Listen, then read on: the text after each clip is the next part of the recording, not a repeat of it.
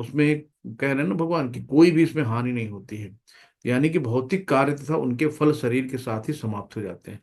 जो हमारी भौतिक चीजें हैं, जो भौतिक पद हैं, भौतिक कार्य हैं, तो हमारा शरीर खत्म, हमारे पद खत्म, हमारा सब कुछ खत्म। लेकिन जो कृष्ण भावनामृत में किया गया कार्य है, मनुष्य को इस शरीर के विनष्ट होने पर भी पुनः कृष्ण भावनामृत तक ले जाता है। तो जहां से भक्ति खत्म हुई है, वहीं से हमें भक्ति स्टार्ट मिलेगी। यानी कि जो भक्त हैं उनका अगला जन्म मनुष्य का होना है, ये एकदम भगवान ने कह दिया। तो कितनी सही चीज, और कोई कहीं गारंटी नहीं देते हैं, लेकिन यहाँ पे है। तो जो कम से कम इतना तो निश्चित है कि अगले जन्म में उसका सुसंस्कृत ब्राह्मण परिवार में या धनी मानी कुल में मनुष्य का शरीर प्राप्त हो सकेगा, जिससे उसे भविष्य में ऊपर उठने का अवसर प्राप्त होगा। तो कृष्ण भावनामृत में संपन्न कार का यही अनुगुण है। तो भगवान की भक्ति करने में हमें कितने लाभ हैं। करोड़ों दौलत कमा लो, 10 ठो महल बनवा लो, गाड़ियां खरीद लो, सब यहीं रह जाएंगी। एक ही जो साथ जाती है, भक्ति, है ना। तो वही, हर व्यक्ति के 4 बीवियां होती हैं। तो 4 बीवियों में एक जिसको सबसे ज्यादा समय देता है, रातों दिन उसको बहुत ध्यान देता है, उसकी हर, मतलब उसके बिना वो रह ही नहीं सकता, पहली बीवी। दूसरी बीवी एक होती है कि जिसके लिए वो समय समय पे उसको समय देता रहता है, मतलब 24 घंटे में थोड़ा बहुत सुबह शाम समय दे दिया। तीसरी बीवी है कि उसको कभी कभी समय दे दिया, तो महीने 15 दिन में। और चौथी बीवी है जिसको समय रेयर, मतलब जब उन सबसे समय बचा तो दिया, तो जब मरने लगता है तो पूछता है कि कौन मेरे साथ जाएगा। तो जो जिसको सबसे ज्यादा समय देता था, वो तो बोली कि भाई, तो जैसे ही तुम्हारी आंखें बंद, मैं तो दूसरे गोद में बैठ जाऊंगी, मैं तो न जाने से रही, मैं किसी के साथ नहीं जाऊंगी। तो बड़ा दुखी हुआ कि यार सबसे ज्यादा मैं समय इसको देता हूँ और इसने तुरंत मना कर दिया। दूसरी बीबी के पास गया। दूसरी बीबी कहती कि भाई, ज्यादा से ज्यादा हम देहरी तक चले जाएंगे, तो अपनी जो बॉर्डर लाइन है घर की, उसके बाहर हम नहीं जा पाएंगे।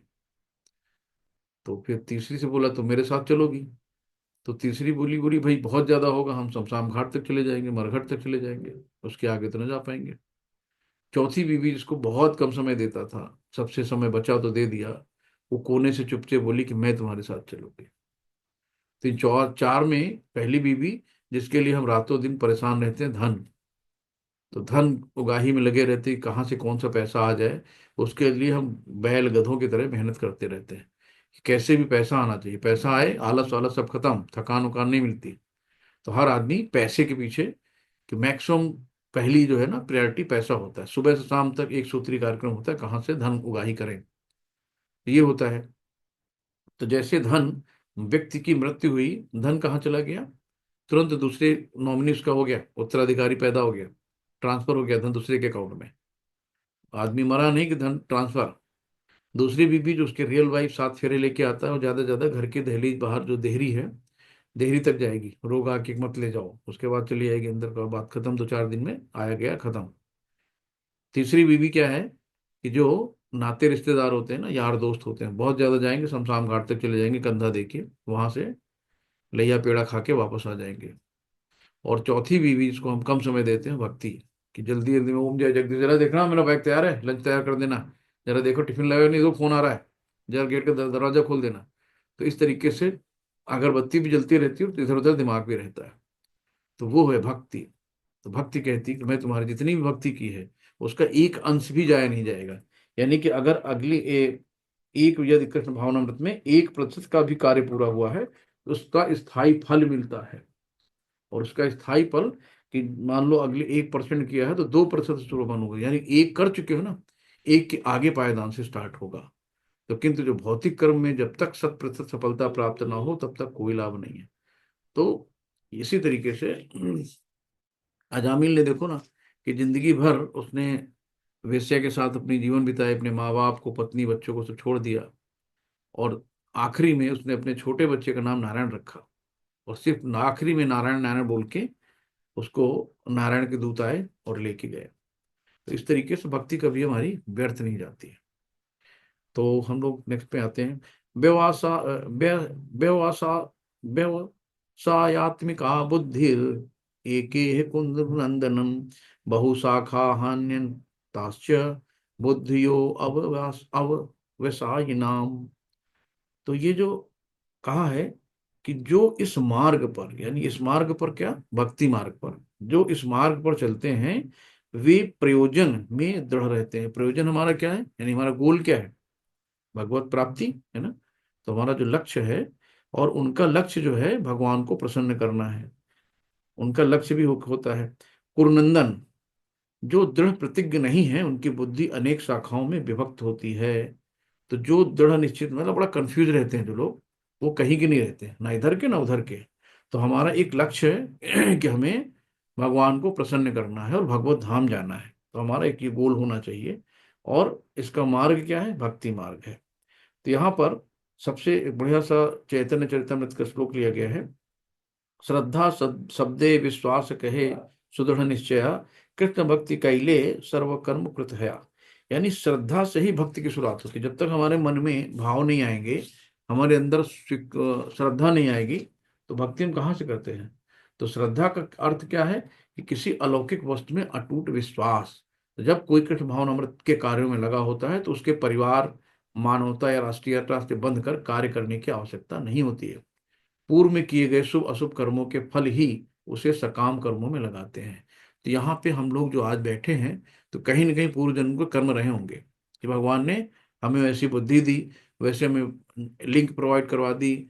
और थैंक्स टू नाम नित्यानंद प्रभु जी का, एनडी प्रभु जी का, कि उन्होंने इतना बड़ा काम किया कि घर बैठे हमें गीता का ज्ञान मिल रहा है, हमें अच्छी चीज मिल रही है, हमें कहीं भटकना नहीं पड़ रहा है। तो ये कहीं ना कहीं पुराने जन्मों का पुण्य है कि जो हमें ही मिला, और जो हमने इसको पकड़ा, मिलता तो बहुत लोगों को लिंक, मतलब आप सोचो आप लोग कितने लोगों को लिंक भेजते हैं, कितने लोग जुड़ते हैं, है ना। ये सब चीजें, तो जब कोई कृष्ण भावनामृत में संलग्न हो तो उसे अपने कार्यों के शुभ फल के लिए प्रतिदिन नहीं रहना पड़ता है। जब कोई कृष्ण भावनामृत में लीन होता है तो उसके सारे कार्य आध्यात्मिक धरातल पर होते हैं, क्योंकि उनमें अच्छे तथा बुरे का द्वैत नहीं रह जाता। तो सब अच्छे, भक्त को हर चीज अच्छी लगती है, वो किसी से द्वेष नहीं रखता, किसी से भेदभाव नहीं करता, समभाव रहता है, और भय नहीं होता है। तो कृष्ण भावनामृत की सर्वोच्च सिद्धि देहात्म बुद्धि का त्याग, यानी कि हम आत्मा है, शरीर नहीं, तो देहात्म बुद्धि का त्याग। तो कृष्ण भावनामृत की प्रगति के साथ क्रम सही अवस्था स्वतः प्राप्त हो जाती है। तो अब जितने लोग यहाँ बैठे हैं, मैक्सिमम लोगों को ये चीज पता है कि हम आत्मा है। शरीर ये भौतिक है, ये किराए की हमने एक कार ले रखी है, कि किराए की कार है, जहां तक हमें गंतव्य स्थान पर जाना है, जो कर्म करने करा, अपना काम किया, उसके बाद छोड़ दिया टैक्सी, फिर आगे बढ़ गए। तो वैसे ही शरीर है, शरीर हमें कर्म करने के लिए मिला है। तो इस भौतिक जगत में कर्म करने के लिए शरीर दिया गया है। तो शरीर से हम अपना अच्छे से क्या कार्य करना है, भगवान की सेवा करनी, ना कोई यहाँ पे कि दुनिया में आए हो तो मौज करो यारो, वो नहीं करना है ना। तो किंतु कृष्ण भावनामृत में सेवा गुरु के समर्थ निर्देशन में ठीक से हो पाती है। तो अगर हमें कोई गुरु नहीं मिलेंगे, हमें कोई निर्देश नहीं देगा, हमें कोई ज्ञान नहीं देगा, तो हम सेवा कैसे कर पाएंगे। तो सेवा करने के लिए भी हमें गुरु चाहिए ना, बताने के लिए। रास्ता कौन बताएगा, हम अंधेरे में हैं, हमें उजाले की तरफ कौन ले जाएगा, वो रोशनी कौन दिखाएगा। तो गुरु ही टॉर्च दिखाते हैं, चलो बेटा आगे बढ़ो, हम हैं साथ में तुम्हारे। तो क्योंकि गुरु कृष्ण का प्रमाणिक प्रतिनिधि होता है, जो शिष्य के स्वभाव से परिचित होता है और उसे कृष्ण भावनामृत की दिशा में कार्य करने के लिए मार्ग दिखाता है।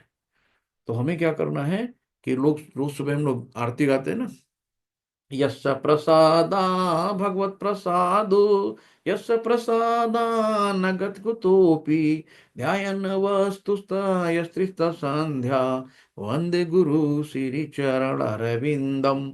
यानी कि गुरु की तुष्टि से भगवान भी प्रसन्न होते हैं। जब हम गुरु को प्रसन्न करेंगे तो भगवान बहुत प्रसन्न होते हैं। गुरु को प्रसन्न किए बिना कृष्ण भावनामृत के स्तर तक पहुंच पाने में कोई संभावना नहीं है।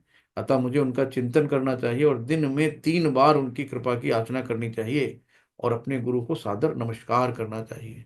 तो गुरु का बहुत, गुरु एक भगवान के तुल्य हैं। तो हमें गुरु का बहुत मान करना चाहिए, गुरु की सेवा करनी चाहिए। नेक्स्ट प्रभु जी पढ़ाइए।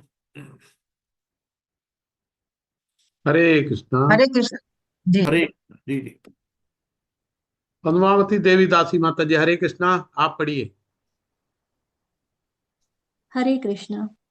यामिमां पुष्पितां वाचं प्रवदन्त्यविपश्चितः वेदवादरता पार्थ नान्यदस्तीति वादिनः कामात्मानः स्वर्गपरा जन्म कर्म फलप्रदां क्रियाविशेषबहुलां भोगैश्वर्यगतिं प्रति।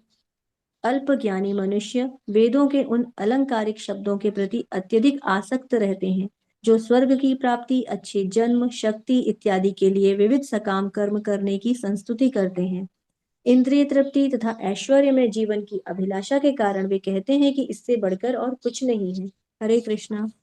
से बढ़कर और कुछ नहीं है ना। तो ये क्या है, जो अल्प ज्ञानी होते हैं, यानी कि जिनको डाउट होता है, बहुत ज्यादा डाउट होते हैं ना कि अरे ऐसा कैसे हो गया, ये कैसे हो गया, भगवान ने ऐसे कैसे कर लिया।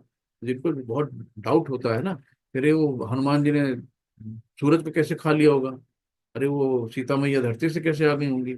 जिनको डाउट होता है वो अल्प ज्ञानी होते हैं, है ना। कि जो वेद, ये वेद क्या है, भगवान की वाणी, जो शास्त्र हैं वो भगवान के मुख से निकले हुए हैं। तो उनमें लिख दिया गया, उस पर हम लोगों को कभी कोई टीपा टीका टिप्पणी नहीं करनी, कोई भी क्वेश्चन नहीं करना है। वो हमेशा शाश्वत है, यथार्थ है। तो जो अल्प बुद्धि वाले होते हैं, अल्प ज्ञानी होते हैं, वो बहुत तर्क वितर्क करते हैं। तो अल्प ज्ञान की वजह से होता है कि अल्प ज्ञान की वजह से छोटा छोटा ज्ञान है और लगता है कि माँ बाप बेकार हैं, बच्चों को आजकल पड़ गए किसी चक्कर में, बाद में टुकड़े टुकड़े हो गए। तो इस तरीके से फंसना नहीं, किसी गुमराह नहीं होना है। हमें भक्ति करके अपनी बुद्धि बढ़ानी है, बुद्धि बढ़ा के हमें भगवान तक जाना है।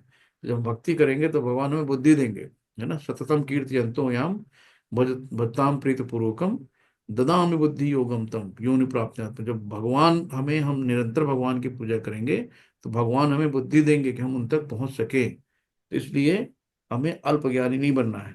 तो वेदों में स्वर्गलोक पहुंचने के लिए अनेक यज्ञों की संस्कृति है, जिसमें ज्योतिष स्रोत यज्ञ प्रमुख है। तो कई कर्म कांड वाली चीजें हैं, लेकिन हमको कर्म कांड से दूर रहना है। और अब कुछ उसमें भी आता है, जैसे हम लोग चतुर्मास में भी रहते हैं कि जो लोग चतुर्मास तप करते हैं वे अमर तथा सुखी रहने के लिए सोम रस पीने के अधिकारी हो जाते हैं। तो 4 महीने आता है, जिसमें एक पहले महीने हरी सब्जी छोड़ी जाती है, फिर दही छोड़ा जाता है, फिर उड़द की दाल। इस तरीके से 4 महीने का अलग अलग है कि हम 4 महीने में दूध छोड़ा जाता है। तो ये जो नहीं, जो इस तरीके से करते हैं तो अमर तथा सुखी रहने के लिए सोम रस पीने के अधिकारी हो जाते हैं। तो उसको चतुर्मास कहते हैं। तो चतुर्मास में जो जहाँ सन्यासी होते हैं वहीं रुक जाते हैं। तो इस पृथ्वी में कुछ लोग सोमरस के लिए अत्यंत इच्छुक रहते हैं, जिससे वो बलवान बने और इंद्रिय तृप्ति का सुख पाने में समर्थ हों। तो सोमरस यहाँ पे जो उसको गलत किया गया है कि सोमरस को यहाँ पे कहते हैं, देवता लोग भी सोमरस पीते हैं, लेकिन सोमरस एक हर्बल टॉनिक टाइप में है, जिससे हमें बल बल मिलता है। ना कि वो सोमरस और यहाँ के दारू को कंपेयर कर दिया गया है, वो नहीं है, नशे वाली चीजें नहीं है। तो कहा जाता है कि स्वर्ग में नंदन कानन नामक अनेक उद्यान हैं, जिसमें देवी सुंदरियां स्त्रियों का संग तथा प्रचुर मात्रा में सोमरस उपलब्ध रहता है। ऐसे शारीरिक सुख निसंदेह विषयी हैं। अतः ये लोग वे हैं जो भौतिक जगत के स्वामी बनकर ऐसे भौतिक अवस्था के सुख के प्रति आसक्त रहते हैं। तो ये सब चीजें हमें क्या करती हैं, कहीं ना कहीं हमारे मन में जो चीजें होती हैं, इंद्रिय भोग की जो इच्छा होती है, कहीं ना कहीं हमारी इच्छाएं हमें नरक के द्वार तक ले जाती हैं। तो हमें इच्छाओं को भगवान की सेवा में मोड़ना है, अपनी इंद्रियों को भगवान की सेवा में मोड़ना है। Next project. भोगैश्वर्य प्रसक्तानां तया अप्रचेतसां व्यवसायात्मिका बुद्धि समाधौ न विधीयते। जो लोग इंद्रिय भोग तथा भौतिक ऐश्वर्य के प्रति अत्यधिक आसक्त होने से ऐसी वस्तुओं से मोहग्रस्त हो जाते हैं, उनके मनों में भगवान के प्रति भक्ति का दृढ़ निश्चय नहीं होता। हरे कृष्णा। हरे कृष्णा। तो समाधि का अर्थ है स्थिर मन। जब हमारा मन स्थिर होगा तभी सब चीजें होंगी। और भक्ति क्या है कि प्रेममयी भाव से भगवान की सेवा करना। तो हमें, जो लोग इंद्रिय भोग तथा भौतिक ऐश्वर्य के प्रति अत्यधिक आसक्त होने से ऐसी वस्तुओं में मोहग्रस्त हो जाते हैं, यानी कि इंद्रिय भोग और भौतिक ऐश्वर्य, जैसे हिरण्यकश्यप था ना, तो उसको ये लगा कि मैं कभी ना मरूं, और भौतिक ऐश्वर्य और इंद्रिय भोग में हमेशा हम बने रहें। तो उसका भी उसने ब्रह्मा जी, मतलब पूजा करके ब्रह्मा जी से वरदान ले लिया कि न मैं दिन में न रात में, न आंगन में न बाहर, न ऊपर न नीचे, न धरती में न आकाश में, उसने सब तरीके से अपना दिमाग लगा लिया। लेकिन भगवान तो उनसे बड़े दिमाग वाले हैं, उन्होंने नरसिंह रूप रख के उनको खत्म कर दिया। इस तरीके से क्या है कि बुद्धि योग, यानी भगवान की सेवा करो और यहाँ से निकल लो, यही है तो इसका मतलब। हरे कृष्ण। त्रैगुण्य विषया वेदा निस्त्रैगुण्यो भवार्जुन निर्द्वन्द्वो नित्यसत्त्वस्थो निर्योगक्षेम आत्मवान्। वेदों में मुख्यतः प्रकृति के तीनों गुणों का वर्णन हुआ है। हे अर्जुन, इन तीनों गुणों से ऊपर उठो, समस्त द्वैतों और लाभ तथा सुरक्षा की सारी चिंताओं से मुक्त होकर आत्मपरायण बनो। हरे कृष्ण। हरे कृष्णा। तो इसमें तीन गुण, गुण क्या होता है? गुण का मतलब होता है रस्सी, है ना। रस्सी से बांधे जाती है ना, तो वही गुण, हम तीन गुणों में बंधे हुए हैं हम लोग। तो तीनों गुण, सतोगुण, रजोगुण, तमोगुण, तो ये जो है हम लोग तीनों गुणों में बंधन में बंधे हुए हैं। और अब इन गुणों से निकलना, हमें गुणातीत बनना है। दूसरा है समस्त द्वैतों। द्वैतों क्या है? कि द्वैतों का मतलब अपोजिट होता है, जैसे सुख दुख, आशा निराशा, लाभ हानि, यश अपयश, है ना, मान अपमान। तो ये सब क्या है? ये सब मन को अशांत करते हैं, जितने भी द्वैत होते हैं। तो हमें क्या करना है? भगवान ने कहा है कि इनसे ऊपर उठो और मुक्त होकर आत्म प्रणय बनो। तो वेदों में मुख्यतः सकाम कर्मों का वर्णन है, जिससे सामान्य जन क्रमशः इंद्रिय तृप्ति के क्षेत्र में उठकर आध्यात्मिक धरातल पर पहुंचे। तो इस तरीके से हमें क्या करना है? वेद क्या करते हैं? हमें जीने का डायरेक्शन देते हैं, हमारी बताते हैं कैसे हमें लाइफ स्टाइल करनी है, कैसे हमें सफल होना है जीवन में। तो वेदों का जो सार है, वो भगवान की भक्ति कर कर भगवत धाम ही जाना है। तो कुल मिला के हम चारों तरफ से देखते हैं कि मेन है कि भक्ति करना है, भक्ति के अलावा कुछ नहीं। तो भक्ति योग ही सर्वप्रथम पूरे गीता में जो एक निचोड़ दिया गया है कि भक्ति करके हमें भगवत धाम निकल लेना चुपचाप इस दुखाले शाश्वत तप से। नेक्स्ट माता जी। यावानर्थ उद्पाने सर्वतः सम्प्लुतोदके तावान् सर्वेषु वेदेषु ब्राह्मणस्य विजानतः। एक छोटे से कूप का सारा कार्य एक विशाल जलाशय से तुरंत पूरा हो जाता है। इसी प्रकार वेदों के आंतरिक तात्पर्य जानने वाले को उनके सारे प्रयोजन सिद्ध हो जाते हैं। हरे कृष्णा। हरे कृष्ण। तो प्रयोजन मतलब कि हमारा जो गोल क्या है, हमारा लक्ष्य क्या है? तो वेद का अध्ययन ध्येय जगत के आदि कारण भगवान कृष्ण को जानना है ना। अतः आत्म साक्षात्कार का अर्थ क्या हुआ? कि कृष्ण को तथा उनके साथ अपने शाश्वत संबंध को जानना, कि हम क्या है? भगवान के नित्य दास हैं। तो जीवात्माएं भगवान के अंश स्वरूप हैं। अतः प्रत्येक जीव द्वारा कृष्ण भावनामृत को जागृत करना वैदिक ज्ञान की सर्वोच्च पूर्ण अवस्था है। यहाँ पे कहा है कि वैदिक संस्कृत का परम लक्ष्य भगवान नाम कीर्तन द्वारा प्राप्त हो जाता है, जिसकी संस्कृति पतित आत्माओं के उद्धारक चैतन्य द्वारा की ना। हरे कृष्ण कृष्ण कृष्ण हरे हरे, हरे राम राम राम हरे। तो वेदांत दर्शन के परम उद्देश्य की पूर्ति भगवान के पवित्र नाम का कीर्तन करने से होती है। वेदांत दर्शन के प्रणेता तथा ज्ञाता भगवान कृष्ण ही हैं। सबसे बड़ा वेदांती तो महात्मा है जो भगवान के पवित्र नाम का जप करने में आनंद लेता है। सिंपल सरल फार्मूला चैतन्य प्रभु बता गए हैं भगवान हमारे। तो हमें उसी पे रहना है, भगवान की भक्ति करनी है, जप करना है, अपने जो चार रेगुलेटरी प्रिंसिपल उनको फॉलो करना है, 16 माला करनी है। नेक्स्ट माता जी। कर्मण्येवाधिकारस्ते मा फलेषु कदाचन मा कर्मफल हेतुर्भुर्मा ते संगोऽस्त्वकर्मणि। तुम्हें अपना कर्म कर्तव्य करने का अधिकार है, किंतु कर्म के फलों के तुम अधिकारी नहीं हो। तुम ना तो कभी अपने आप को अपने कर्मों के फलों का कारण मानो, ना ही कर्म ना करने में कभी आसक्त हो। हरे कृष्ण। हरे कृष्ण। तो ये इसका बड़ा लोग गलत चलत अर्थ निकालते हैं कि गीता में तो ये लिखा है कर्मण्डे वाधिकारस्ते माँ फलेषु कदाचन। तो फल की आशा के बिना अपना कर्तव्य करना है। जैसे कि हमारा काम है, मान लो हम स्टूडेंट हैं, तो हमारा काम एग्जाम देना है। ये थोड़ी देना है कि चलो मार्क भी हम ले लें, अपने एग्जाम दिया है मार्क भी ले लें, कितने नंबर लाने हैं। तो हमने क्या करा? अपना एग्जाम दिया, मार्क देना भगवान मतलब एग्जामिनर का काम है। तो वैसे हमें अपना काम करना है, तो हमें केवल अपने कर्तव्य का अधिकार है। तो हमने अपना कर्तव्य करना है पूर्ण रूप से और अच्छे से करना है, अच्छे मन से करना है। तो भगवान ने हमें स्वतंत्र रखा है। भगवान ने कहा कि लो भैया, हमने तुम्हें बुद्धि दे दी है, अब अच्छा क्या है बुरा क्या है इसका ज्ञान भी दे दिया है। और अब भी अगर तुम गलत करते हो तो तुम्हारी मर्जी, तो वो तुम्हारे कर्म होंगे। तो यहाँ पर जैसे कि ये हम एक एग्जाम्पल ले सकते हैं कि कर्म, जैसे आदमी कहते हैं ना कि हमने एक पेड़ लगाया, पेड़ पे फल हो गए।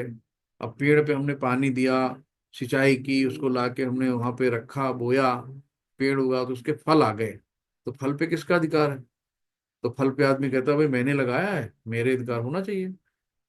लेकिन उस व्यक्ति से ये पूछो कि वो पानी कहाँ से लाया, वो मिट्टी कहाँ से लाया, वो जो सनलाइट से क्लोरोफिल बनती है सूर्य की उपस्थिति में, वो पेड़ अपना पोषण लेते हैं वो कहाँ से आया? जो चांद की चांदनी से है, उसमें शीतलता आती है, उसके अंदर मिठास आती है, कलर आते हैं, वो कौन लाया? तो रॉ मटेरियल तो भगवान ने दिया ना। सबसे पहला अधिकार उनका है। तो इसलिए कभी भी कोई भी चीज लो, पहले भगवान का भोग लगाओ, है ना। तो इसमें कहा पहले नंबर पे तुम्हें अपना कर्म कर्तव्य करने का अधिकार है। दूसरा क्या है? किंतु कर्म के फलों को तुम अधिकारी नहीं हो, यानी कि कर्म के फलों के तुम अधिकारी नहीं हो। तीसरा, तुम ना तो कभी अपने आप में अपने कर्मों के फलों का कारण मानो, और चौथा है ना ही कर्म करने में कभी आसक्त हो। तो इस तरीके से यहाँ पे तीन विचारणी बातें हैं: कर्म, विकर्म और अकर्म। कर्म जो है स्वधर्म, जो शास्त्रों में लिखा है, जो हम अपने लिए करते हैं, वो कर्म है। जो शास्त्रों के विरुद्ध कर्म किए जाते हैं वो विकर्म है। और जो भगवान के लिए किए जाते हैं वो अकर्म कहलाते हैं। इस तरीके से तीनों चीजों को यहाँ पे बताया गया है।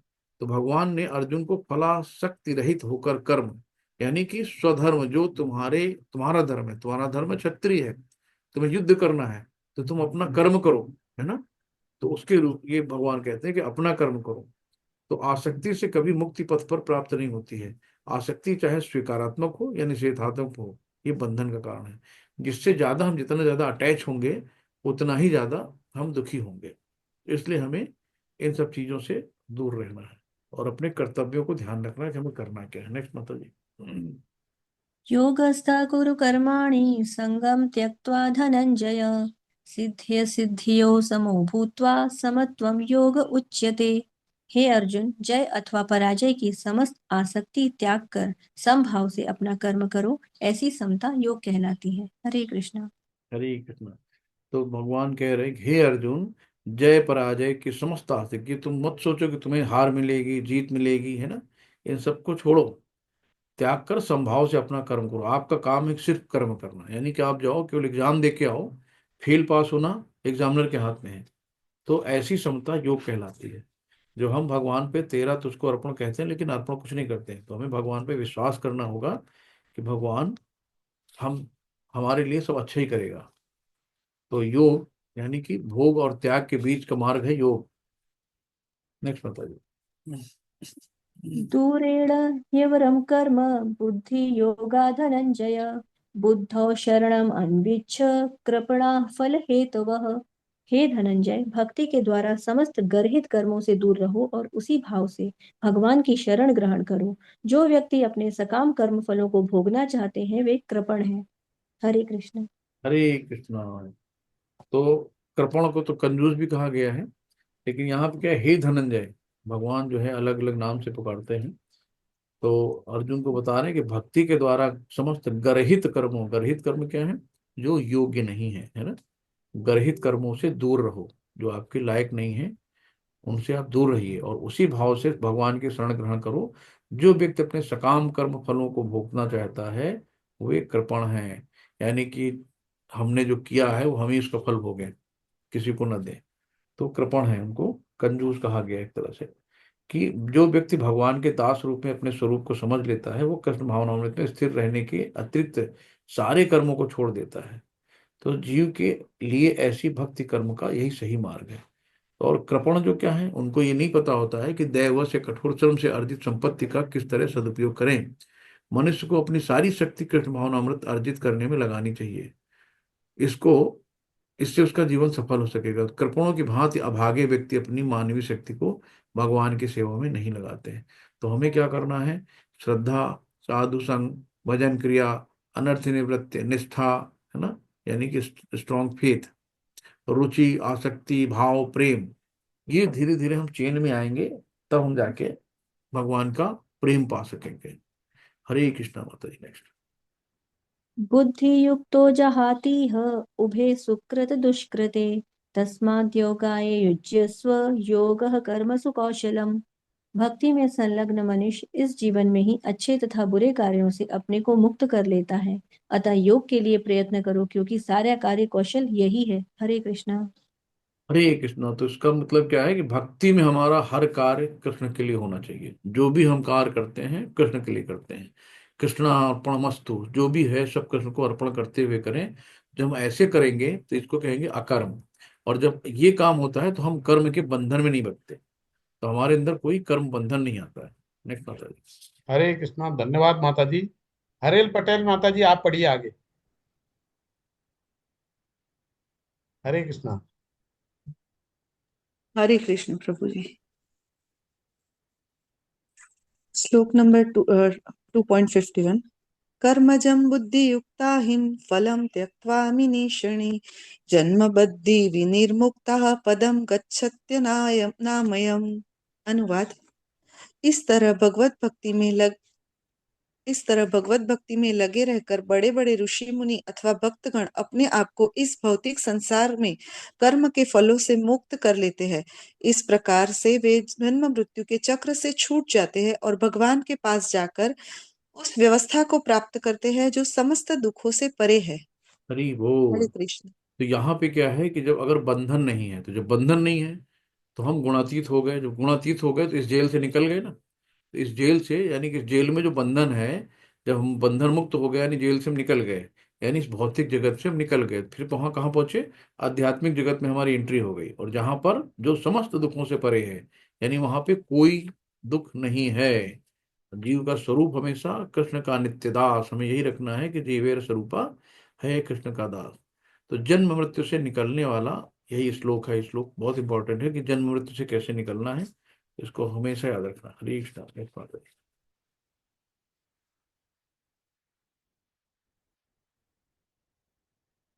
नेक्स्ट बात है।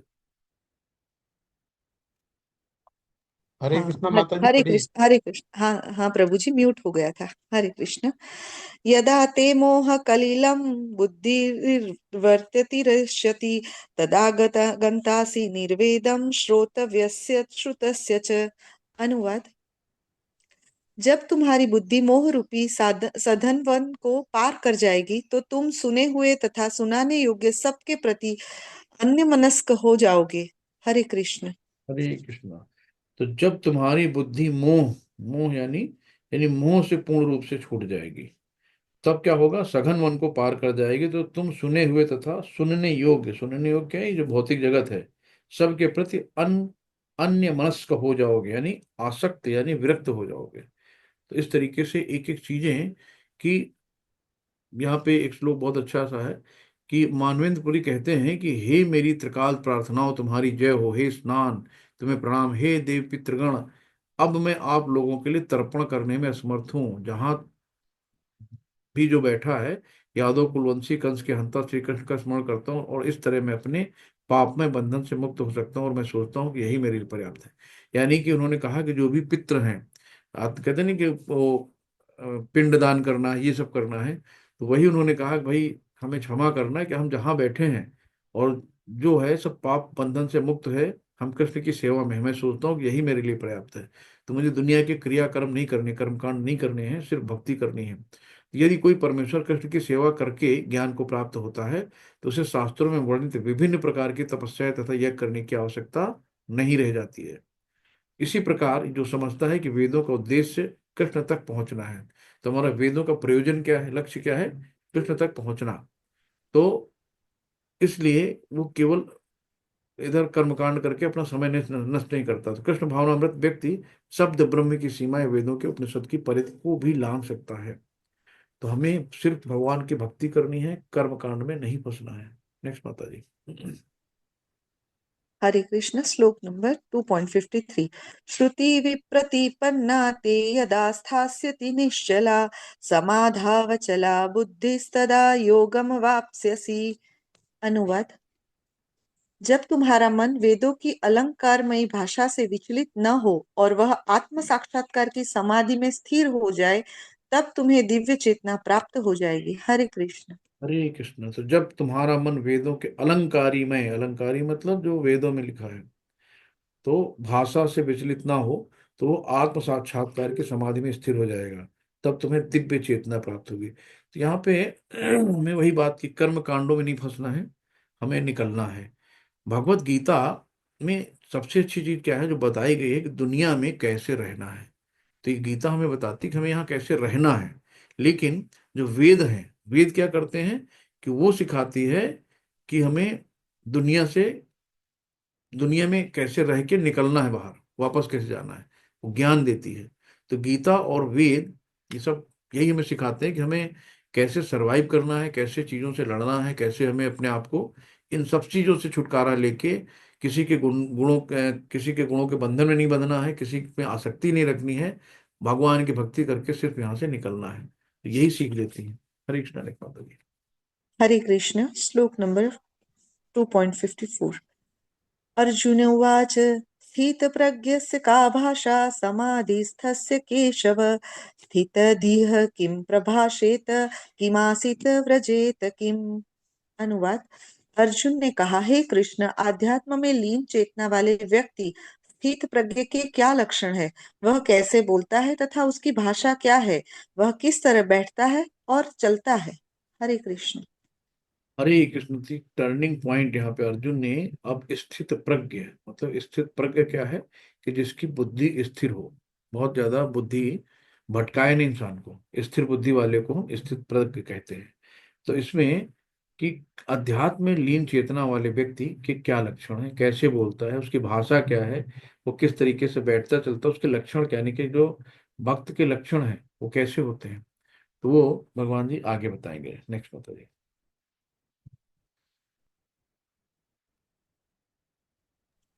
हरे कृष्ण। श्लोक नंबर 2.55। श्री भगवान उवाच प्रजाहाति यदा कामान् सर्वान् पार्थ मनोगतान् आत्मयेन्वात्मान तुष्टः स्थितप्रज्ञस्तदोच्यते। अनुवाद। श्री भगवान ने कहा, हे पार्थ, जब मनुष्य मनोधर्म से उत्पन्न होने वाली इंद्रिय तृप्ति की समस्त कामनाओं का परित्याग कर देता है और जब इस तरह से विशुद्ध हुआ उसका मन आत्मा में संतोष प्राप्त करता है, तो वह विशुद्ध दिव्य चेतना को कहा जाता है। हरे कृष्ण। हरे कृष्णा। तो मतलब जैसे हमारे श्रील प्रभुपाद जी थे, श्रील प्रभुपाद की जय, तो वो स्थित प्रज्ञ थे, है ना। जो व्यक्ति सभी इंद्रियों से नाता तोड़ दे, किसी में आसक्ति ना रखे, तो वो स्थित प्रज्ञ हो जाएगा। जैसे कि भक्त प्रहलाद को कितनी भी यातनाएं दी गई, कुछ भी उनसे कहा गया, कितना बहलाया फुसलाया गया। एक बच्चा था, टॉफी कंपट में बहक जाते हैं बच्चे जरा जरा में, है ना। तो कितने भी कांड होते हैं, देखो उसने टॉफी दे के बच्चे को ये हो गया, उसके बाद ये हो गया, बहला लेते हैं।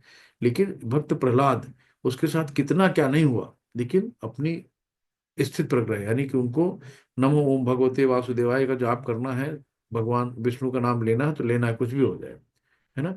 प्रभुपाद जी पे देखो कितने संकट आए, हार्ट अटैक हुआ, उनको बैल ने उठा के फेंक दिया, उनका टाइपराइटर चोरी हो गया, है ना। किस किस तरह के माहौल में गए जहाँ पे कोई उनको जानता नहीं था, लेकिन उनको क्या था कि स्थित रहे अपनी, उनको निश्चित था कि हमें करना क्या है।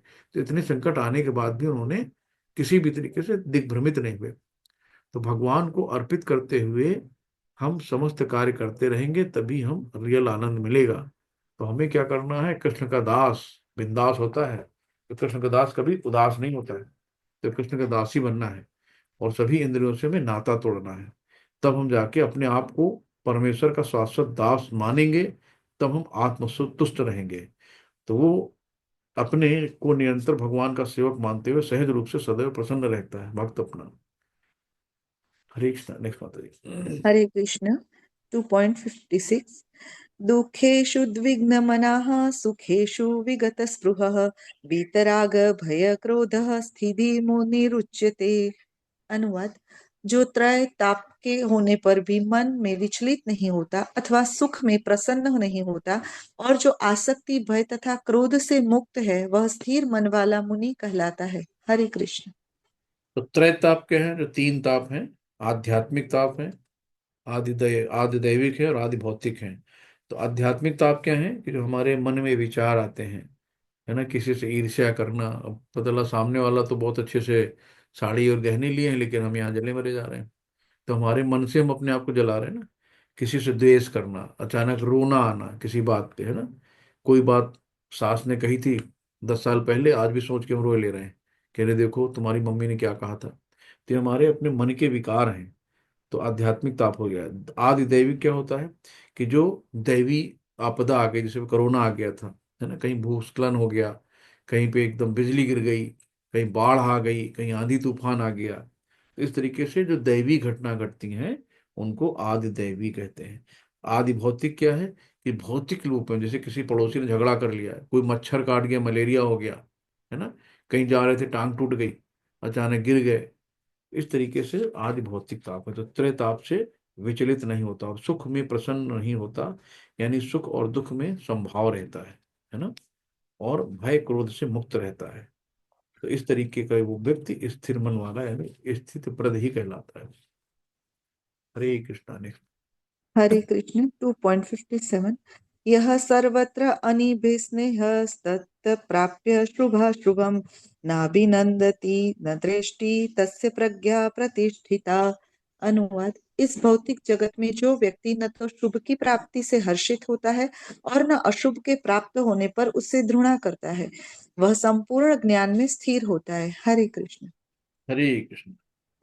तो यहाँ पे क्या है, मैं और मेरा के मतलब क्या होता है कि आसक्ति होती है, भय होता है, क्रोध होता है।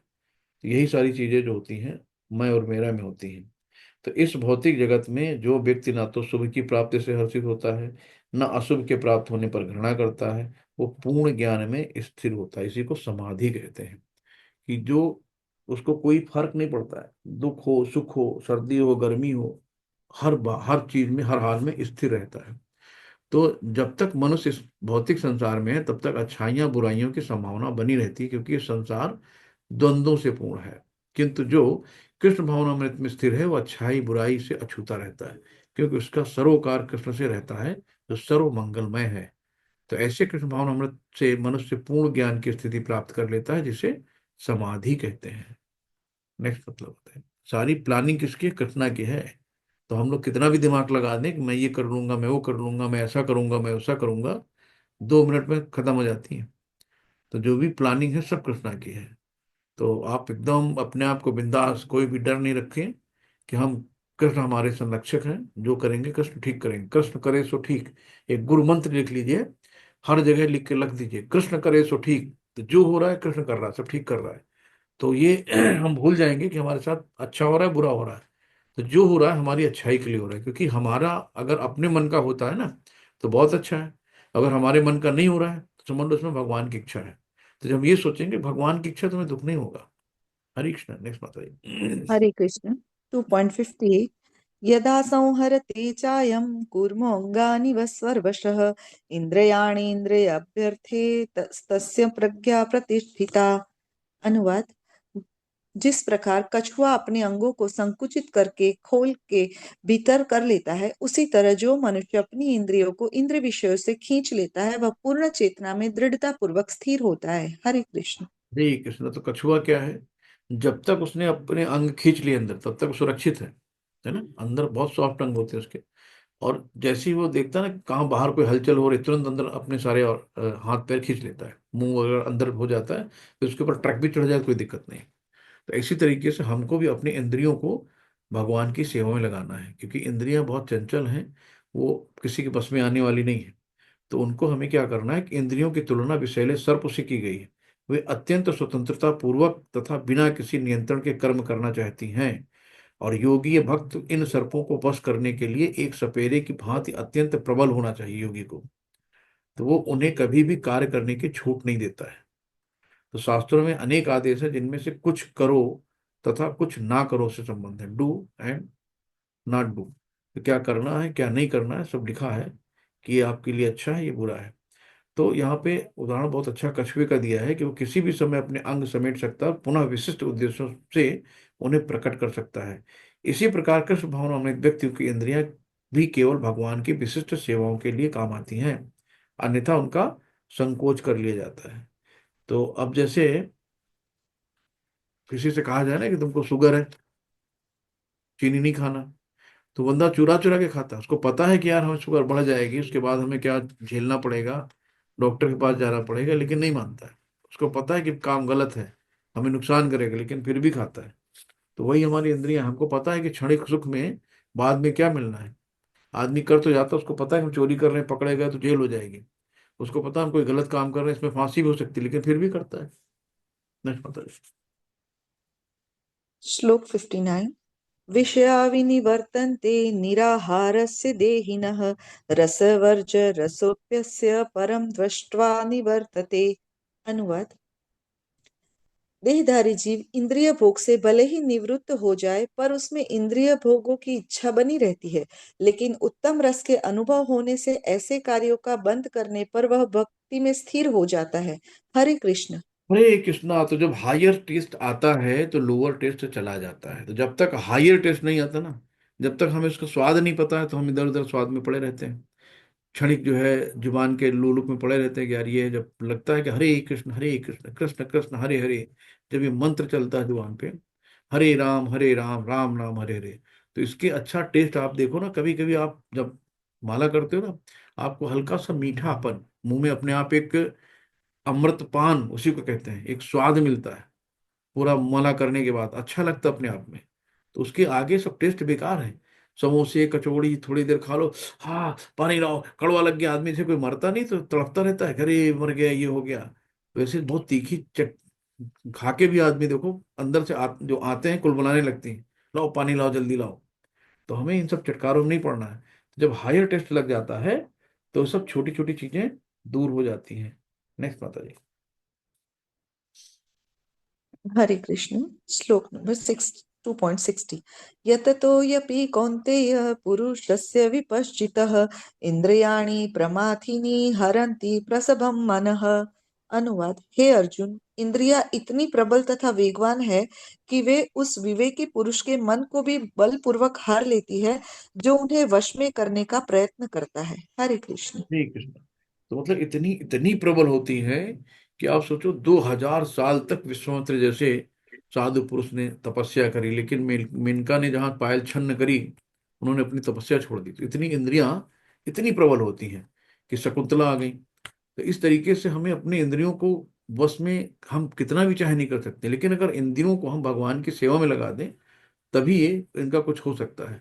तो कितने लोग, मतलब आप देखो कहानियों में, ना इंद्र हैं ना ब्रह्मा जी हैं ना विश्वामित्र जैसे अच्छे अच्छे जो महान लोग हैं, जो देवता लोग हैं, भगवान लोग हैं, जो तो वो अपनी इंद्रियों के बस में नहीं कर पाए, तो हम लोग बहुत उनके आगे टुंटी से हैं।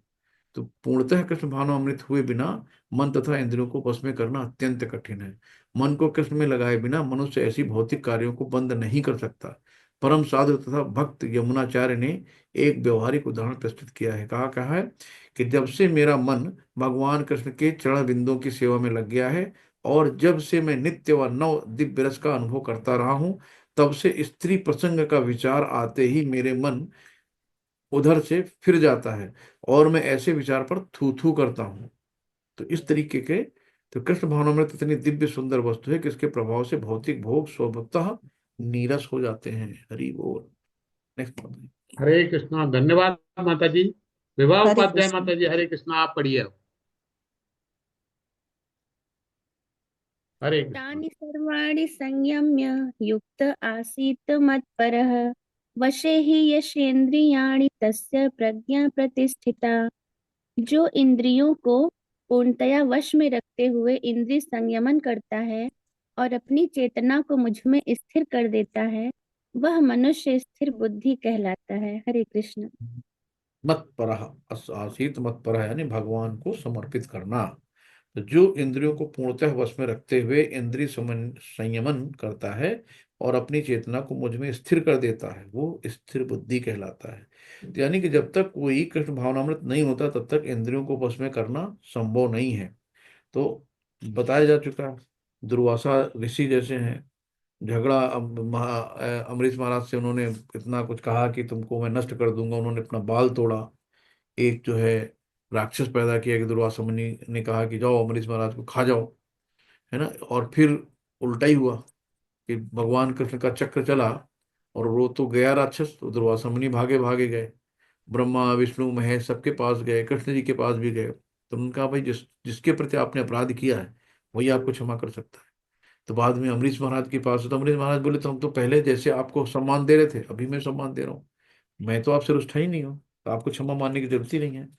तो इस तरीके से हमें कभी अहंकार दुर्वासा मुनि तरह नहीं करना चाहिए और हमेशा संभाव रहना चाहिए, किसी के प्रति कोई नाराजगी नहीं दिखानी चाहिए। तो राजा अमरीश ने अपना मन भगवान श्री कृष्ण के चरणों पर स्थिर कर दिया था। तो नवधा भक्ति जिसे भगवान राजा अमरीश ने की थी, अपनी वाणी को भगवान के धाम में की चर्चा में लगा दिया, अपने कानों को भगवान की लीला के सुनने में लगा दिया, अपने हाथों को भगवान का मंदिर साफ करने में लगाया, अपनी आंखों को भगवान का स्वरूप देखने में लगाया, अपनी शारीरिक जो शरीर को भक्त के शरीर का स्पर्श करने में लगाया, अपनी नाक को भगवान के चरणों में भेंट किए फूलों की गंध सूंघने में लगाया, अपनी जीभ को उन्हें अर्पित तुलसी दलों का आस्वादन करने में लगाया, अपने पाँव को जहां जहां भगवान के मंदिर हैं उन स्थानों की यात्रा करने में लगाया, अपने सिर को भगवान को नमस्कार करने में तथा अपनी इच्छाओं को भगवान की इच्छाओं को पूरा करने में लगा दिया।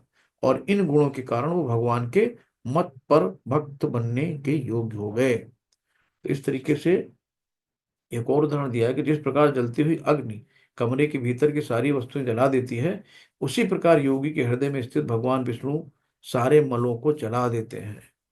तो इसलिए जब हम विष्णु का नाम लेंगे तो हमारे अंदर के जितने कलमश हैं, पाप हैं, सब दूर हो जाएंगे। अब नेक्स्ट जो दो श्लोक आ रहे हैं, ये हमारी साइकोलॉजी है ना। तो ये बहुत अच्छा है, इन दोनों श्लोकों को याद करो और आप इनको महसूस करो प्रैक्टिकल में कि क्या होता है। नेक्स्ट माता जी। ध्यायतो विषयान् पुंसः सङ्गस्तेषु पूजायते संगात् संजायते कामः कामात् क्रोधो अभिजायते। इंद्रिय विषयों का चिंतन करते हुए मनुष्य की उनमें आसक्ति उत्पन्न हो जाती है और ऐसी आसक्ति से काम उत्पन्न होता है और फिर काम से क्रोध प्रकट होता है। हरे कृष्ण। हरे कृष्ण। तो ये क्या है, जैसे अजामिल की कहानी पड़ी होगी ना। अजामिल की माँ ने बोला कि जाओ जंगल से फूल ले आओ। अब वो फूल गया तो उसकी निगाह पड़ गई एक वेश्या पे जो किसी पुरुष के साथ थी। अब उसके मन में जैसे ही उसने देखा ना, तो उस वक्त इंद्रिय विषयों का चिंतन हुआ कि यार काश हमें भी ये मिल जाती। तो जैसे उसने चिंतन किया तो उसके प्रति क्या हो गई, आसक्ति उत्पन्न हो गई। अब आसक्ति जब आ गई तो आसक्ति से उसको काम उत्पन्न हुआ। अब जब हमारा लस्ट आता है, जब हमारा काम पूरा नहीं होता है, तो हमें क्या आता है, गुस्सा आती है, क्रोध आता है। ठीक है। तो इस तरीके से इंद्रियों का विषय का चिंतन करते हुए मनुष्य उनकी आसक्ति उत्पन्न हो जाती है और ऐसी आसक्ति से काम उत्पन्न होता है और काम से फिर क्या होता है, क्रोध होता है, लस्ट, यानी कि अनलिमिटेड डिजायर, लस्ट को कहते हैं। तो इस तरीके से उसके बाद नेक्स्ट आगे श्लोक में है, क्रोध के आगे। नेक्स्ट माता जी।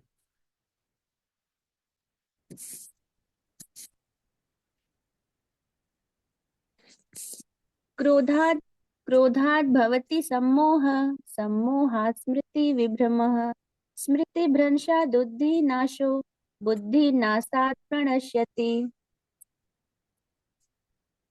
क्रोध से पूर्ण मोह उत्पन्न होता है और मोह से स्मरण शक्ति का विभ्रम हो जाता है। जब स्मरण शक्ति भ्रमित हो जाती है तो बुद्धि नष्ट हो जाती है और बुद्धि नष्ट होने पर मनुष्य भवकूप में पुनः गिर जाता है। हरे कृष्ण। हरे कृष्णा।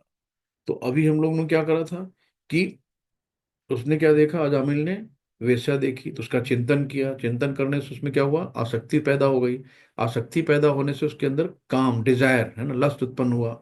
फिर क्या हुआ, अब वो डिजायर पूरी नहीं हो रही उनका, तो क्या हुआ, अनफुलफिल्ड डिजायर क्रिएट सारो, फिर उसको क्रोध आ गया।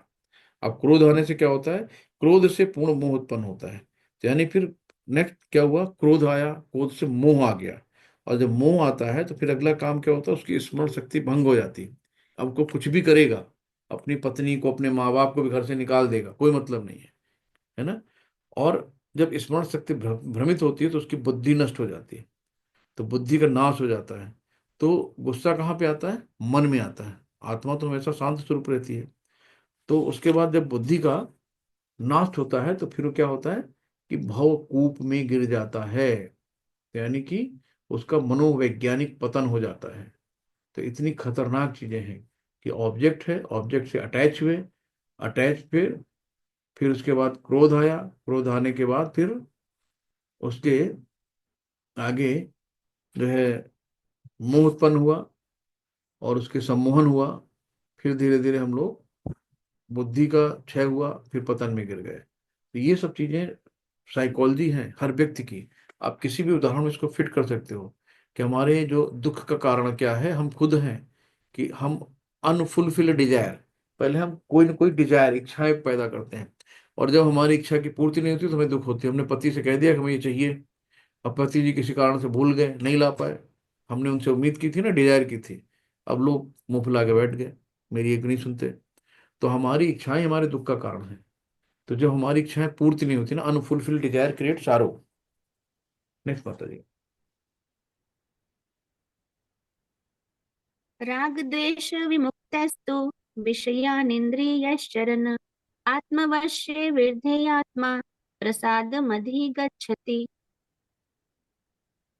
किंतु समस्त राग तथा द्वेष से मुक्त एवं अपनी इंद्रियों को संयम द्वारा वश में करने में समर्थ व्यक्ति भगवान की पूर्ण कृपा प्राप्त कर सकता है। हरे कृष्ण। हरे कृष्णा। तो किंतु समस्त राग क्या है? राग है क्या? राग अलाप है, मतलब भौतिक चीजों को राग कहते हैं, जो हमारा लगाव होता है किसी से, तो उसको कहते हैं राग। तथा द्वेष क्या है? ये घृणा है। तो इन राग और द्वेष से मुक्त अपनी इंद्रियों को संयम द्वारा वश में करने में समर्थ व्यक्ति भगवान की पूर्ण कृपा का प्राप्त हो सकता है। तो हमें क्या करना है? भगवान से अटैच होना है और भौतिक जगत से डिटैच होना है। तो जो भी चीज है वो सब भगवान की सेवा में लगा दो। हरि हरि हरि क्या है? जो हरि का संबंध हर से होता है, हर व्यक्ति, हर चीज, हर वस्तु से संबंध किसका है? हरि का है। तो उनकी चीज है, तो उन्हीं की सेवा में लगाना है। तो भक्ति के आधार पर चुना हुआ वैराग्य स्टेबल हो जाता है, और ज्ञान के आधार पे नहीं। तो बहुत से लोग एक पुस्तक पढ़ पढ़ के बड़े ज्ञानी बन गए, लेकिन वो कहीं ना कहीं डिग जाते हैं। लेकिन जो भावनाओं से होता है ना, भक्ति से, वो वैराग्य स्टेबल रहता है, उसमें पढ़ाई की जरूरत नहीं पड़ती है। तो यहाँ पे और भी चीजें हैं कि जब तक इंद्रियां भगवान की दिव्य सेवा में नहीं लगाई जाती, तब तक नीचे गिरने की संभावना, डाउनफॉल की बहुत संभावना रहती है। तो हमें क्या करना है? सब चीजों को भगवान की कार्य में लगा देना है। तो भगवान की तभी हमें अहद की कृपा मिलेगी, जिसकी प्राप्ति भक्त को इंद्रियों में आसक्त होते हुए भी हो सकती है। तो भक्त कुछ भी कर सकता है भगवान का। हरे कृष्ण माता जी। प्रसादे सर्व दुखानां हानिरस्योपजायते प्रसन्न चेतसो हाशो बुद्धि पर्यवतिष्ठते।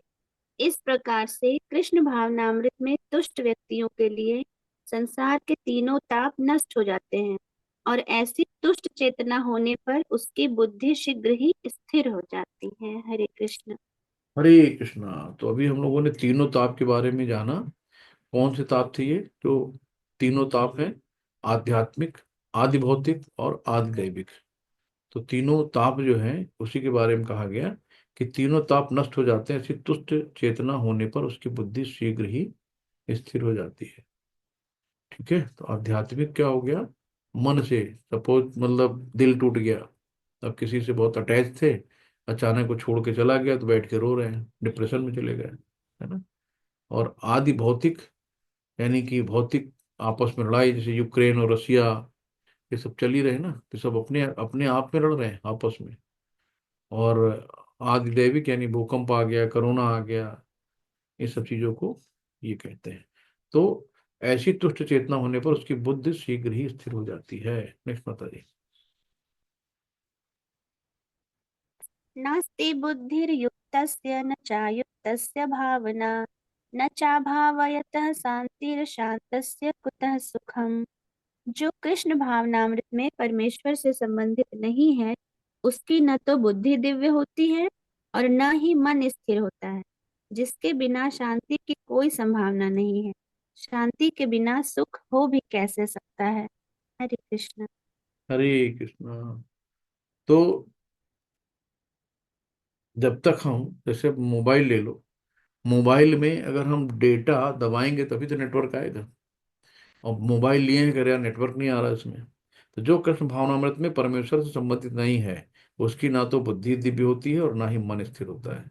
तो जिसके बिना शांति की कोई संभावना नहीं है, शांति के बिना सुख भी नहीं हो सकता जब तक, है ना। देखो, आत्मा जो हमारी है, आत्मा का मूल उद्देश्य क्या है? आत्मा शांति स्वरूप है। हर व्यक्ति कहता है देखो यार मुझे बड़बड़ पसंद नहीं है, चिल्लाए मत करो, शांत रहा करो, देखो गाली मत देना, खुद गाली देगा, बोले गाली मत देना, है ना। खुद चिल्लाए, देखो मुझे तेज आवाज पसंद नहीं है। क्योंकि आत्मा का स्वरूप है शांति स्वरूप। तो शांति चाहती है, जैसे पानी है, पानी का स्वरूप क्या है? शीतलता। चाहे जितना खौला दो, थोड़ी देर बाद अपना ठंडा हो जाएगा, अपने रूप में आ जाएगा। वैसे आदमी चाहे जितना गुस्सा हो, जितना तप रहा हो, लेकिन कुछ देर बाद कहेगा यार मुझे अकेला छोड़ दो, उसको थोड़ी देर बाद शांत हो जाएगा। तो हमें क्या है कि शांति के बिना सुख हो भी कैसे सकता है? तो शांति कैसे मिलेगी? जब हम अपने आप को भगवान से जोड़ेंगे। जब मनुष्य समझ लेता है कि कृष्ण ही यज्ञ तथा तपस्या के उत्तम फलों का एकमात्र भोक्ता है और समस्त ब्रह्मांड के स्वामी तथा वे समस्त जीवों के असली मित्र हैं, तभी उसे वास्तविक शांति मिलती है। तो भगवान हमारे हैं एक तरह से पिता। तो बच्चे क्या करते हैं? पापा उंगली पकड़ाओ, पापा कहते लो उंगली पकड़ो। तो हमें उंगली पकड़ के रखना है, छोड़ना नहीं है ना? तो जो निगेटिव व्यक्ति होते हैं ना, अशांत होते हैं, तो ऐसे व्यक्ति की हमें संगत भी नहीं करनी, हमारी भक्ति नष्ट हो जाएगी। तो षड्भिर भक्तिर विनश्यति। नेक्स्ट बताइए। इन्द्रियाणां हि चरतां यन्मनो अनुविधीयते तदस्य हरति प्रज्ञा वायुनार्वमिवाम्भसि। जिस प्रकार पानी में तैरती नाव को प्रचंड वायु दूर बहा ले जाती है, उसी प्रकार विचरण शैली इंद्रियों में से कोई एक जिस पर मन निरंतर लगा रहता है, मनुष्य की बुद्धि को हर लेती है। हरे कृष्ण। हरे कृष्णा। जैसे कि कुछ लोग, साधु लोग थे, नाव के उधर जा रहे थे, और पता लगा कि रात भर चप्पू चलाते रहे, सुबह उठे देखे अरे पहुंच गए, कि नहीं नहीं, वहीं खड़े हैं। देखा रस्सी खोलना भूल गए थे। यानी कि हम किसी भी बंधन से बंधे हैं। पांच इंद्रियां हैं, पांच इंद्रियों में कोई भी इंद्रिय अगर आपकी एक्टिवेट है, मान लो समोसा खाने की प्रबल इच्छा है, बाकी सब भूल गए, कहते हैं बस प्रभु जी समोसा नहीं छूट रहा है, तो अगला जन्म फिर लेना पड़ेगा। काहे के लिए? समोसा खाने के लिए। क्योंकि हम उसमें उसमें बंधे थे, उलझे थे। तो हमारे मन में कोई भी एक इंद्रिया अगर डोमिनेंट रह जाती है ना, तो हमें गिरा देंगी। तो हमें अपने इंद्रियों को अपने वश में रखना, समस्त इंद्रियों को कृष्ण भावनामृत में लगा रहना चाहिए, क्योंकि मन को वश में करने की यही सबसे सरल विधि है। हरे कृष्णा। तस्माद्यस्य महाबाहो निगृहीतानि सर्वशः इन्द्रियाणीन्द्रियार्थेभ्यस्तस्य प्रज्ञा प्रतिष्ठिता। अतः हे महाबाहो, जिस पुरुष की इंद्रियां अपने अपने विषयों से सब प्रकार से विरत होकर उसके वश में है, उसी की बुद्धि निसंदेह स्थिर है। हरे कृष्ण। हरे कृष्णा मतलब निसंदेह उसकी बुद्धि स्थिर है, यानी कि सभी इंद्रियों को कंट्रोल में रखना है तभी। तो इसके लिए हमें क्या करेंगे? गुरु ही मार्गदर्शन कराएंगे सब करने के लिए। तो जहां भगवान कहते हैं ना तस्मादस्य, कई जगह आया तस्मा, तस्मात, यानी कि देयर फोर, यानी फाइनल कंक्लूजन भगवान कहते हैं कि हे महाबाहु, जिस पुरुष की इंद्रियां, इंद्रियां क्या है?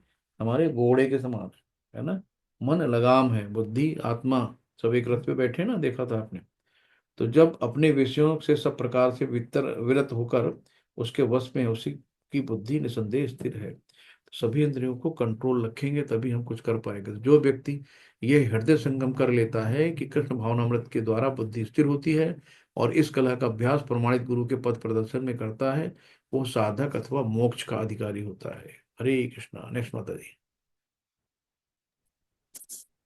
या निशा सर्वभूतानां तस्यां जागर्ति संयमी यस्यां जागृति भूतानि सा निशा पश्यतो मुने।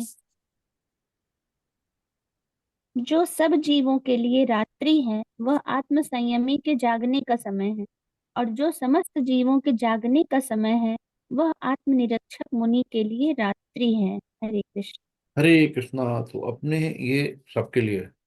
तो हम इस्कॉन डिवोटी क्या करते हैं? 3:30 बजे उठ जाते हैं। क्या 3:30 बजे कोई उठता है क्या? 7 बजे उठो प्रभु जी, 8 बजे उठो, 3:30 बजे कौन उठता है? लेकिन इस्कॉन डिवोटी उठते हैं, है ना। तो भक्तों के लिए कहा गया है कि जो सब जीवों के लिए रात्रि है, वो आत्म संयति। आत्म संयति कौन है? जो भगवान से जुड़ा है ना। उसको हम, जो भगवान से जुड़ा हुआ है, उसको आत्म संयमी कहेंगे, कि जागने का समय है। और जो समस्त जीवों के जागने का समय है, वो आत्मनिरीक्षक मुनि के लिए रात्रि है। तो ये सब नेक्स्ट बात है। आपूर्यमाणमचल प्रतिष्ठं समुद्रमापः प्रविशन्ति यद्वतः तद्वत् कामायं प्रविशन्ति सर्वे स शान्तिमाप्नोति न कामकामी। जो पुरुष समुद्र में निरंतर प्रवेश करती रहने वाली नदियों के समान इच्छाओं के निरंतर प्रवाह से विचलित नहीं होता है और जो सदैव स्थिर रहता है, वही शांति प्राप्त कर सकता है। वह नहीं जो ऐसी इच्छाओं को तुष्ट करने की चेष्टा करता हो। हरे कृष्णा। हरे कृष्णा। तो भक्त को कुछ नहीं चाहिए, उसे सिर्फ भक्ति चाहिए, है ना। और भक्त सदैव मस्त रहता है, कृष्ण का दास बिंदास, बाकी सब उदास। तो कृष्ण भावना भावित व्यक्ति को किसी वस्तु की आवश्यकता नहीं होती है, क्योंकि भगवान उसकी सारी आवश्यकताएं पूरी करते हैं और वह सागर के तुल्य है, अपने में सदैव पूर्ण रहता है। तो जैसे सागर में गिरने वाली नदियों के समान इच्छाएं उसके पास आ सकती हैं, किंतु वो अपने कार्य में स्थिर रहेगा और इंद्रिय तृप्ति की इच्छा से भी रंच भर विचलित नहीं होगा। तो इस तरीके से हमें पूर्ण शांत रहना है। कृष्ण के भक्तों की कोई भौतिक इच्छा नहीं रहती है, इसलिए वो पूर्ण रूप से शांत रहते हैं। हरि बोल। नेक्स्ट माता जी। विहाय कामान्यः सर्वान् पुंमाश्चरति निःस्पृहः निर्ममो निरहङ्कार स शान्तिमधिगच्छति। जिस व्यक्ति ने इंद्रिय तृप्ति की समस्त इच्छाओं का परित्याग कर दिया है, जो इच्छाओं से रहित रहता है और जिसने सारी ममता त्याग दी है तथा अहंकार से रहित है, वही वास्तविक शांति को प्राप्त कर सकता है। हरे हरि कृष्ण। बोल हरि बोल। यानी कि जिसने सारी ममता त्याग दी, यानी मैं और मेरा त्याग दिया है ना, और इच्छाओं का परित्याग, यानी जितनी भी हमारी भौतिक इच्छाएं हैं उनका परित्याग कर दिया है। इंद्रिय तृप्ति की समस्त भौतिक जो इच्छाएं हैं उनका त्याग कर दिया है, मैं मेरा त्याग कर दिया, अहंकार त्याग रहित है, वही वास्तविक शांति को प्राप्त कर सकता है। इस तरीके से यानी कि हमें अपनी इच्छाओं पे कंट्रोल करना है। और जीव कभी भी इच्छा शून्य, इंद्रिय शून्य नहीं हो सकता, किंतु उसे अपनी इच्छाओं की गुणवत्ता बदलनी होती है। तो भौतिक दृष्टि से इच्छा शून्य व्यक्ति जानता है कि प्रत्येक वस्तु कृष्ण की है। ईशावास्यमिदं सर्वम यत् किंचन जगत्याम जगत तेन त्यक्तेन भुंजीता मागधा कश्चित धनम। तो जो व्यक्ति इसको जानता है कि जो भगवान की है, तो वो कभी अपने को स्वामी घोषित नहीं करता। तो यह दिव्य ज्ञान आत्म साक्षात पर आधारित है, अर्थात इस ज्ञान पर प्रत्येक जीव कृष्ण का अंश स्वरूप है, और जीव की शाश्वत स्थिति कभी ना तो कृष्ण के तुल्य होगी और ना उनसे बढ़कर। इस प्रकार कृष्ण भावनामृत का यह ज्ञान भी वास्तविक शांति का मूल सिद्धांत है। ये शांति सूत्र है एक तरह से। नेक्स्ट माता जी, लास्ट है। एषा ग्राम्ये स्थितिः पार्थ नैनां प्राप्य विमोहयति स्थित्वा स्यामन्तकाले अपि ब्रह्म निर्वाणमृच्छति। यह आध्यात्मिक तथा ईश्वरीय जीवन का पथ है, जिसे प्राप्त करके मनुष्य मोहित नहीं होता है।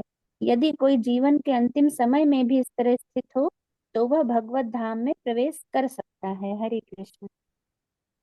हम्म। तो प्रभुपाद जी ने यहाँ यही कहा था कि I want hard people not lazy man. तो प्रभुपाद जी कहते थे कि हमें लेजी लोग नहीं पसंद, की माला में नींद आ रही है, चलो कर लेंगे, प्रचार कर लेंगे, उनको हार्ड पीपल चाहिए था।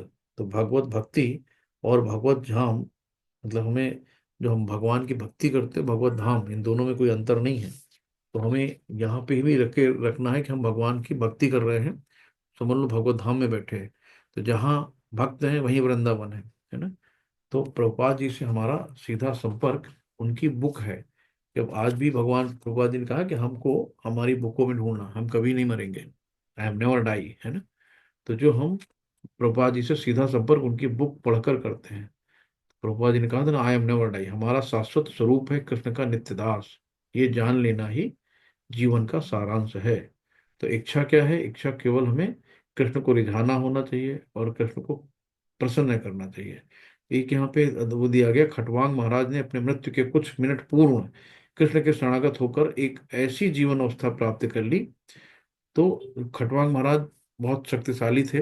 कभी कभी अगर उनको जरूरत पड़ती थी तो वो जाते थे देवताओं के लिए भी लड़ने। तो जब वहां लड़ाई कर रहे थे तो वहां का जो घड़ी होती है वहां पे, मतलब वहां का लाख, 1 लाख साल, तो यहाँ का बदला 1000 या 100 साल। तो खटवांग महाराज को पता लगा कि यहाँ तो सब नष्ट हो गया। तो उनको बताया कि वहां तो पृथ्वी पे सब नष्ट हो गया, तुम्हारा सब कुछ नष्ट हो गया। तो बोले अरे हमारे पास कितना समय है? कहीं कुछ कुछ मिनट है, कुछ घड़ी। तो उतने में ही भगवान तुरंत खटवान महाराज आए पृथ्वी पर। उन्होंने भगवान का नाम जपा और नाम जप के तुरंत निकल लिए। तो इस जीवन का अंत होने से पूर्व यदि कोई कृष्ण भाव भावित हो जाता है तो तुरंत ब्रह्म निर्वाण अवस्था को प्राप्त हो जाता है। तो भगवत धाम तथा भगवत भक्ति के बीच में कोई अंतर नहीं है, क्योंकि दोनों चरम पद हैं, है ना। तो भगवत धाम और भगवत भक्ति के बीच में कोई अंतर नहीं है। ठीक है। भगवान के दिव्य प्रेमा भक्ति में व्यस्त रहने का अर्थ है भगवत धाम को प्राप्त करना। तो हम अगर भगवान की दिव्य प्रेमा भक्ति में व्यस्त रहते हैं, माला करते हैं, भगवान की सेवा करते हैं, पूजा करते हैं, तो समझ लीजिए हम भगवत धाम को प्राप्त कर रहे हैं।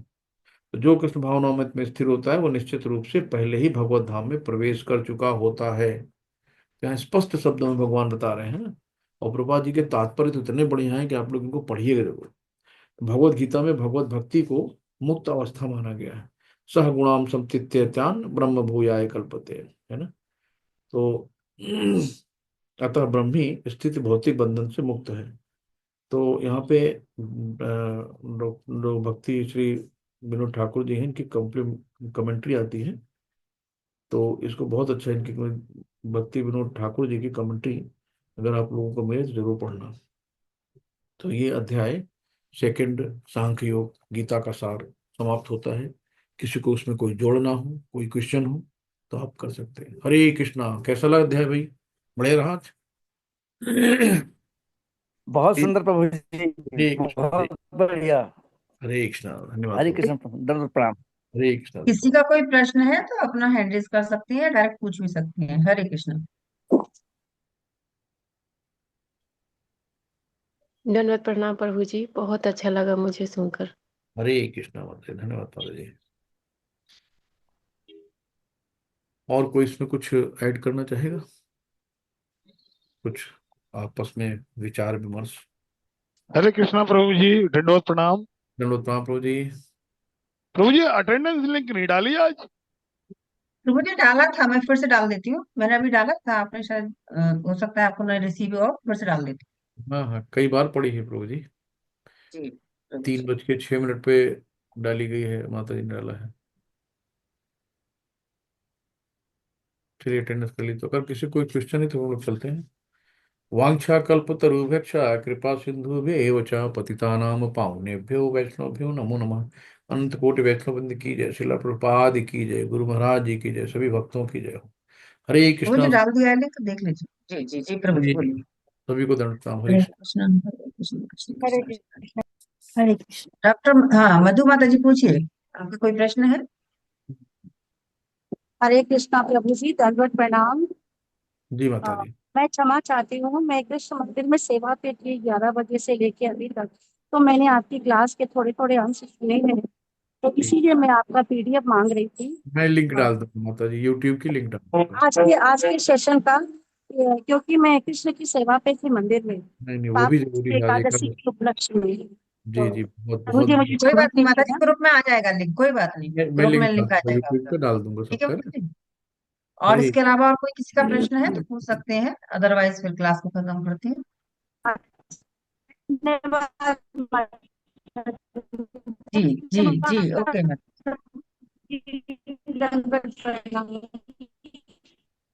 हरे कृष्णा। दंड प्रणाम। आपकी आवाज थोड़ा सा। माता जी आवाज नहीं क्लियर आ रही आपकी।